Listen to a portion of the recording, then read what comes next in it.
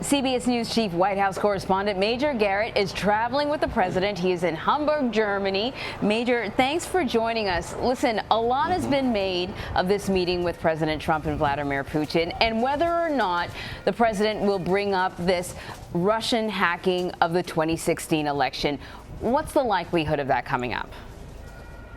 It doesn't appear very likely. Now, President Trump could surprise both Vladimir Putin and the rest of the United States by saying, hey, I brought it up. I was aggressive about it. I told Vladimir Putin this is a big issue to me.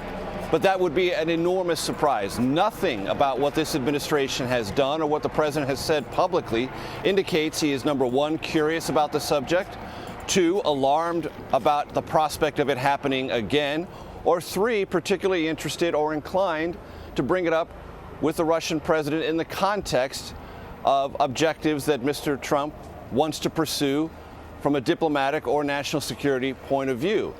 So it's quite possible at the end of this meeting that U.S. officials will say it just didn't come up. Now, Senate Democrats, leading Senate Democrats, have urged the president to do just that, sending him a letter yesterday suggesting if he does not raise this issue and strongly object to the Russian president for the interference in the 2016 election, will be a dereliction of the duty of the job he was elected to. That's almost a direct quote from the Senate Democratic leaders, both the elected leadership of the Senate Democrats and their top Democratic representatives on the various national security committees in the United States Senate. So there's a lot of political pressure, obviously, on the president to bring this up. But let's just go back and remind ourselves what he said publicly in Warsaw only yesterday. Russia or many other nations could be involved, minimizing or at least diluting Russian responsibility and culpability for election interference. That suggests to all of us traveling with the president and here in Hamburg that even if he does bring it up, it may be only glancingly, and there is a very strong expectation it will not be raised at all. Yeah, but speaking of that Poland speech, Major, he did in some ways take a harder tack on Russia when it came to, in his words, destabilization of the region. We know there's an ongoing active conflict between Russia and eastern Ukraine. Are we expecting sanctions to come up?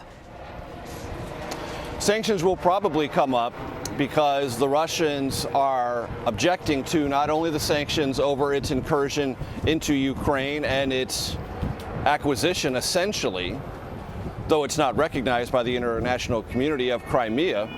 The Russians also want to discuss sanctions applied against the Russian government by the Obama administration, the tail end of that administration, in direct response to Russia's responsibility for interfering in the 2016 election.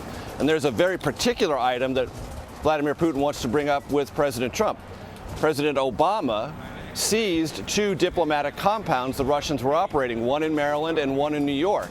The Russians want those compounds back and have made it very clear as a prelude to this meeting that's going to be one of the agenda items they're going to bring up. It is interesting to note that the President Trump, has kept all of those Obama administration sanctions, the ones dealing with Ukraine and with the election meddling. So though he may not talk about it, he may not raise it, he's done nothing to lift the sanctions applied by the Obama administration as punishment for election meddling, which may in its own way be a tacit admission that it's happened and Russia should be penalized for it. This president just doesn't want to talk about it. The other big, one of the other big topics that are bound to come up is Syria and Russia and Iran's support of the Assad regime. How do you think the president will tackle that? Well, if it comes up at all, it will probably be a short conversation because the U.S. and Russia and Iran have very different attitudes about Syria. And the first priority for the Trump administration is clearly to defeat ISIS, eject ISIS from Syria. Then it has a longer-term set of objectives about creating a political reconciliation and resolution in Syria. There's only one big problem. Russia, Iran define that resolution and that reconciliation far differently than the United States and its European allies. The United States would like to see the Syrian dictator Bashar al-Assad leave power voluntarily. The Iranians and the Russians want to keep the Assad regime. And you talk to those in the diplomatic arena who are familiar with this long-running 6-year civil war in Syria, they will tell you the Russians are much better prepared for the post-ISIS engagement in Syria than the Americans are. They have more military on the ground. They're more well connected to the various factions in Syria, and they want to be there first to dictate the terms of the post-ISIS Syria, not the United States.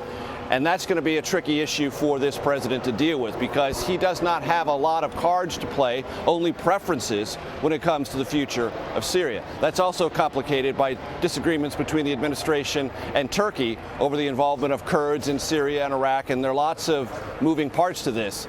So if Syria comes up, President Trump can quite clearly state U.S. objectives, but he'll get a lot of pushback from the Russian president.